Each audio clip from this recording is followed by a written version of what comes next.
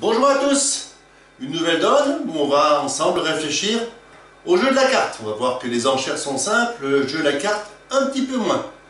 Ça va, vous êtes bien installés, vous êtes prêts? Allez, c'est parti. Alors, sud d'honneur, vous avez cette main-là, super belle main, hein? 4 et 3, 7, 8, 9 et 9, 18, 19, 20, 21, 22, 23 points honneur, plus de la moitié du paquet, une main énorme, on la voit pas souvent.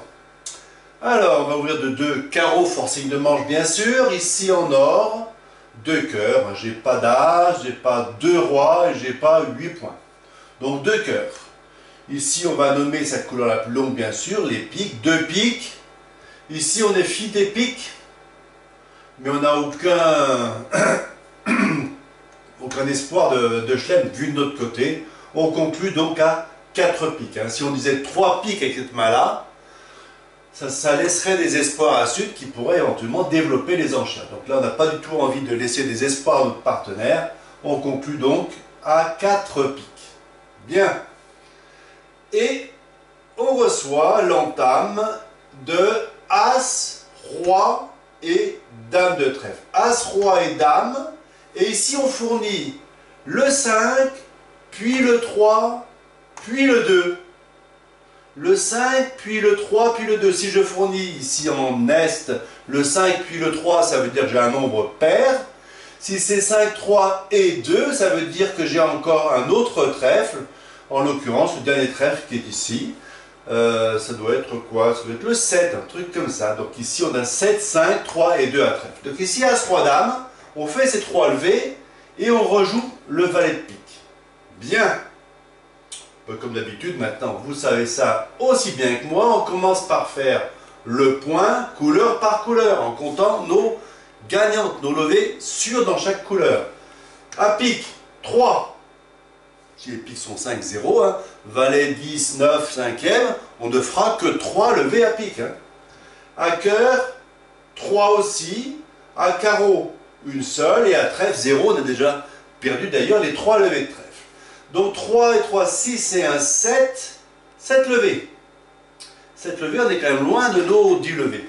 Je ne sais pas ce que vous en pensez, vous, mais moi ce que je me dis quand je vois ça, c'est que s'il n'y a pas une répartition 3-2 à pique, je suis mort. Hein. Si je perds un pique, je suis mort. Si les piques sont 4-1 ou bien sûr 5-0, je suis mort. Donc je vais faire l'hypothèse que les piques sont 3 et 2. Je vais jouer sur les piques 3 et 2 en essayant de gagner avec les piques 3 et 2. Donc forcément, si les piques sont 3 et 2, c'est plus 3 levées que je fais dans la couleur, mais c'est 5 levées, puisque As, Roi, Dame auront raison des 3 plus belles cartes de l'adversaire, et après mon 8 et mon 7 se remettent. Donc j'arrive déjà à 9 levées sûres. Ils ont déjà pris leurs 3 trèfles. 3. Je me dis au passage que c'est dommage que je ne joue pas 300 atout. Hein. J'aurais gagné 300 atout puisque les trèfles sont 3 d'un côté et 4 de l'autre. D'accord? En plus, ça ne communique pas. Enfin, je ferai 9 levées. Bon. Je joue donc 4 piques. D'où peut venir ma 10e levée? Est-ce qu'à pique, je peux faire plus que 5 levées? A priori, non. À cœur, ben, je fais As, Roi, Dame. Je ne peux pas tellement faire mieux. À l'As de carreau, ben oui. Ok, je peux pas, de toute façon, je ne peux pas remonter au mort. Et là, j'ai pas du 3 plis à trèfle.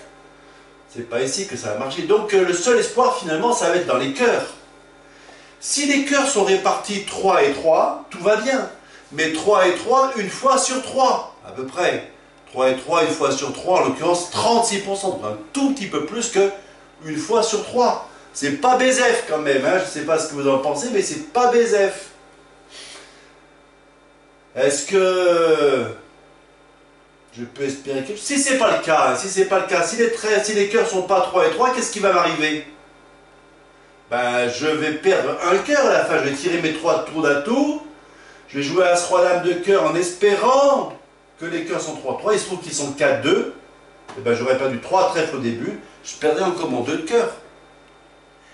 C'est vrai. Mais j'ai un petit espoir complémentaire. C'est quoi ce petit espoir complémentaire? Toujours avec les cœurs.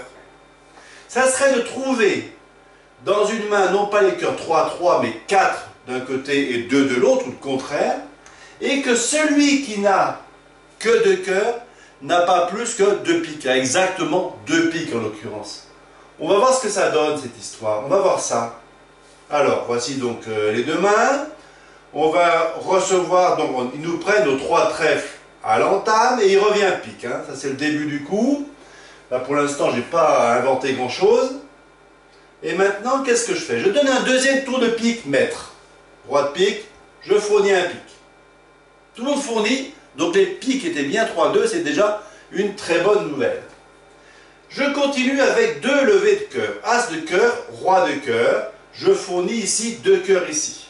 Bien, tout le monde fournit, pour l'instant, tout va bien. Je regarde peut-être les parités, mais ça ne me sert pas à grand chose. Ils ne montrent pas toujours les bonnes parités, les adversaires, ils sont malins, d'accord? Et maintenant, qu'est-ce que je fais? Je vais jouer la dame de cœur. Je joue ma dame de cœur ici. Quand je joue la dame de cœur, bien sûr, je jouerai le 8 du mort. Et là, de 2 choses l'une, comme disait Prévert, et l'autre, c'est le soleil. Mais là, ce n'est pas le cas. De 2 choses l'une, où les cœurs sont 3 et 3, 3 d'un côté, 3 de l'autre, à ce moment-là, c'est parfait. La dame fait la levée.